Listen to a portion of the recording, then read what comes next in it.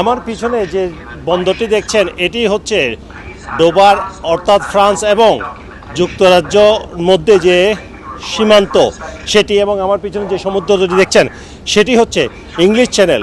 যে ইংলিশ চ্যানেলটি পাড়ি দিতে গিয়ে হাজার হাজার অভিবাসীর সলিল সমাধিগতে সমুদ্রে প্রাণ হারান। কারণ এসব অভিবাসীরা জীবনের ঝুঁকি নিয়ে বিভিন্ন যুদ্ধবিধ্বস্ত দেশ থেকে, বিশেষ করে মধ্যপ্রাচ্য এবং আফ্রিকান দেশগুলো থেকে ফ্রান্সে আসে, এবং এইখানে এই পাশে হচ্ছে ক্যালিস, যেটি হচ্ছে রিফিউজিদের জন্য একটি আশ্রয়স্থল, রিফিউজি ক্যাম্প রয়েছে, এবং সেখান থেকে এই ডোবার হয়েই এই অঞ্চলটি হয়ে, ক্যালিস হয়েই তারা যুক্তরাজ্যে যায় অপর পারে, এবং এই ইংলিশ চ্যানেল অতিক্রম করে যায়, এবং এই ক্ষেত্রে ছোট নৌকা ব্যবহার করে তারা যায়। সেক্ষেত্রে অনেকের মৃত্যু ঘটে, এই সমুদ্রে প্রাণ হারায়, হাজার হাজার অভিবাসী প্রাণ হারায়, এবং প্রতিদিন শত শত অভিবাসী এই বন্দর দিয়েই যুক্তরাজ্যে প্রবেশের চেষ্টা করে।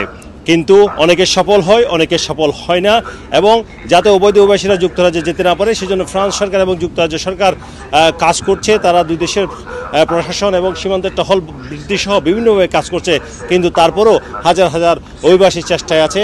ক্যালিসে তারা অবস্থান করছে এবং এই ইংলিশ চ্যানেল অতিক্রম করেই তারা যুক্তরাজ্যে প্রবেশের চেষ্টা করে। ফ্রান্সের ক্যালিস বর্ডার থেকে সরওয়ার হোসেন, RTV।